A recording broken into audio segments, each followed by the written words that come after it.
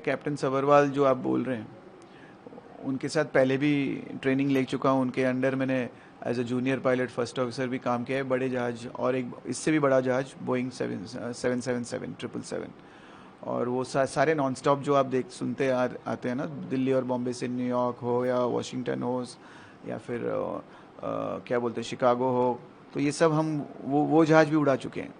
उसके बाद ये जहाज में आए थे जब ये नया आया था।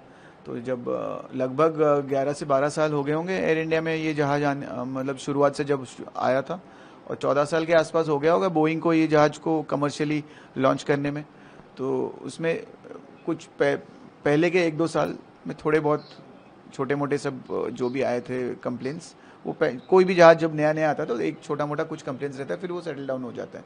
तो पिछले 10 या 11 साल से एक भी मेजर कोई इश्यू नहीं है इस जहाज में। और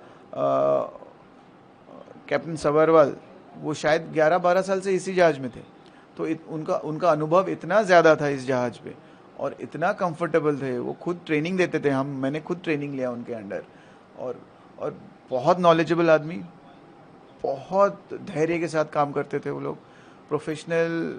अब जैसे भी बोलोगे आप, वो सब में नंबर 1 थे, मतलब सब में खड़ा उतरेंगे वो।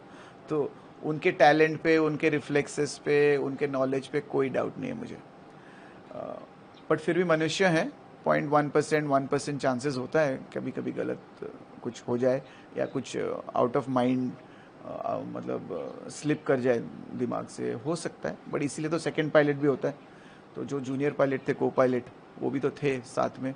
तो 2 पायलट्स थे, फिर भी गलती थोड़ा बहुत होने का चांसेस है, जो अनुमान लगा रहे हैं हम लोग बस एक वीडियो देख के बोल रहे हैं। तो मैं जो बोल रहा हूँ वो सही भी होगा वो मुझे नहीं पता। अभी डिजिटल फ्लाइट डेटा रिकॉर्डर मिल चुका है।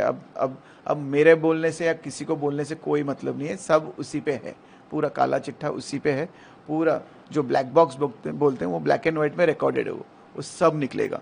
और जैसे कि आप मुझे जो खबर मिल रहा है, जो हाई लेवल कमिटी जो इन लोगों ने सेंट्रल गवर्नमेंट ने तैयारी किया है, तो हमारे डीजीसी वाले तो होंगे ही, और एयर इंडिया के स्टाफ जो भी एक्सपर्ट्स होंगे ही, उसमें यूके के एक्सपर्ट्स भी होंगे, इंटरनेशनल सिविल एविएशन ऑर्गेनाइजेशन के एक्सपर्ट्स भी होंगे, फिर बोइंग के एक्सपर्ट्स भी होंगे। अगर नहीं है तो होना चाहिए, क्योंकि जितना जल्दी इस तरह के हाई लेवल कमिटी जिसमें सारे देशों का पार्टिसिपेशन हो, खाली अफेक्टेड देश नहीं, जो एक्सपर्ट्स है उनको भी बुला के लाओ इस कमिटी में, और इतना ट्रांसपेरेंट रखो कि पूरा कॉन्फिडेंस बढ़े। जितना जल्दी कॉन्फिडेंस वापस आए इंडियन एविएशन पे, उतना अच्छा है दुनिया के लिए। अभी क्वेश्चन मार्क उठ चुका है हमारे सबके दिमाग में होगा कि इनका स्टैंडर्ड्स अच्छे हैं कि नहीं, इनके पायलट सही हैं कि नहीं, ट्रेनिंग उनका सही है कि नहीं। तो इस सब चीज़ के लिए हमें वो ट्रांसपेरेंट कमिटी चाहिए ही चाहिए, जो मुझे लगता है कि सेंट्रल गवर्नमेंट को करना चाहिए। अगर नहीं किया है तो करें, मुझे लगता है ये करेंगे।